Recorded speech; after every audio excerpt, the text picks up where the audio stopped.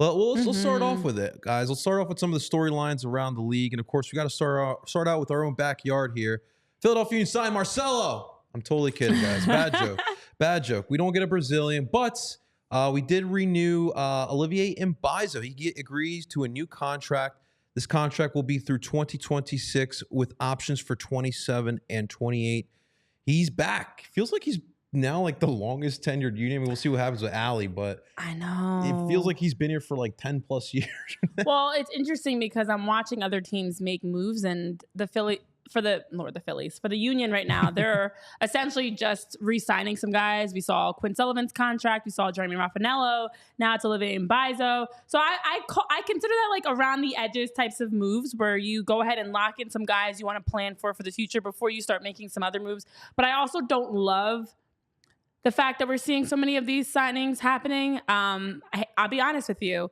Like the Phillies got knocked out of the NLDS over a month ago, and they still haven't had any of these contracts, signings, and extensions. And the Union, in a couple of weeks, have already had at least 3 guys. So I would rather you kind of wait. And I think on one side, the positive is for the Union, it does tell those guys, we're confident in you. We're going to build around you. You're here for the future. But I also don't mind if they were a little bit more aggressive in maybe waiting to see what's out there on the market. Maybe you want to include one of these guys in a trade. And now it just made things more complicated because you just extended their contract. So I think they're a little bit too eager and antsy to go ahead and lock in some of those players. Personally, it's a business. Why are you so quick to lock in and make those extensions happen? It's only been a couple weeks. Well, Renee, when you're scouting in the 3rd division of Bulgaria or the 2nd division of Romania, it does take some time to find these players. I mean, like, it's fine. You know, M'bazio at this point, he's a veteran player. You kind of know what you're getting with M'bazio, too. You know he's a liability in defense. Sure. Especially when you're playing against teams who like to play fast with some transition. He's always going to be a liability. But at this point, he's been a reliable backup for Nathan Harriel. And M'bazio still provides some value with his attack. I mean, now we know his crosses are pretty deadly, and he can pinpoint a pass for sure. But just very interesting because, you know, the whole continuity thing, it always goes back to that, right? Yeah. It's one of the things that the Union will always, you know, they'll ride that horse to the end, all about continuity. But of course, we let go our coach, so it's just like, continuity for sure. You sure about that? It's contradictory for sure. But as you mentioned with M'bazio, he does sign to a new contract through 2026 with options for 27 and 2028. Also, as you mentioned, he was signed back in 2018. He is one of those longer tenured Philadelphia Union players. There aren't many guys that we can say are from that pre-Supporter Shield era. Yeah. I guess we can call that like BSS. Before Supporter Shield. I like that. The BSS. So in that time, he was one of the guys that the Union were able to pick up. He was someone that actually played with the Union too, worked his way up to the pipelines, has kind of progressed, grinded, gotten better. And I know Ernst Tanner, all of your favorite person, Ernst Tanner, for all of you tuning in, said he's been a consistent contributor to the back line since joining us in 2018.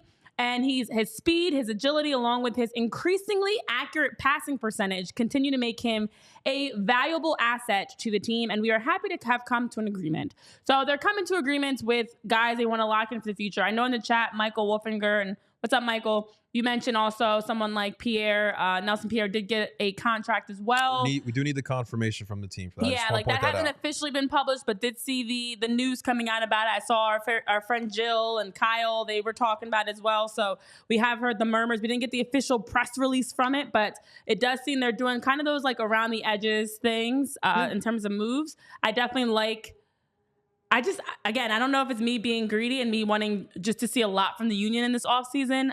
I wouldn't mind any of these contracts. I just feel like they're so fast. Like, it's not even Thanksgiving yet. It's still very early. We don't even have the MLS Cup. Like, just wait a minute. Just pause, because while a player like M'bazio, as Michael's saying, is a good sub and reserve, I don't know, maybe somebody wants to take a chance on him somewhere else. Like, this is not a big trade league in that sense, but just like hold on to some of these assets that you know what I mean? Like just pause a little bit. One point about M'bazio, because you know me, Renee, sometimes I get a little nosy, I get a hankering for some cheese man. So if you remember, cheese man. A little cheese man. If you remember M'bazio, was it 2 years now? during the summer, he did request a transfer for valid reasons. He did. For valid reasons, right? His wife and kid could not come over here. The visa issue, we all know that that's difficult. So what changed? What changed now that he does agree to the extension there? I'm very curious. You know, of course, again, the chismoso in me. I want to know what exactly happened. I don't know. I guess maybe I don't know if they're here. Hopefully it did work out. I mean, that's tough being away from your, I mean, I'm know recently married. I can't M'bazio imagine. has family here. I actually had a chance to like meet his dad and some of his family. But I don't know if he has everybody here. I don't know what's changed. I don't know if it's maybe the price point. I don't know if they're in the works on the logistics in terms of paperwork and everything. I'm not quite sure. But I do know it does make sense to me that a guy like M'bazio maybe at that time wasn't feeling great. He was kind of in between. He was a starter sometimes. Yeah, and maybe now he's really accepted his role as a reserve piece, a backup outside back. And now also from outside of the personal aspect, like professionally, maybe he feels more confident in being here for the future and just knowing his role. I think that sometimes is a challenge for players when you're kind of an in-betweener. You know, you don't know who you are, you don't know what you bring to the table. And I think M'bazio now as that everyday backup and sub, I think might also be leaning into that a little bit more and be comfortable of knowing I can plan for the future that myself and my family can stay here in Chester. Yeah, I mean, listen, it's been 6 years now, like you mentioned. This is now essentially a home for him. We all silly like the mayor.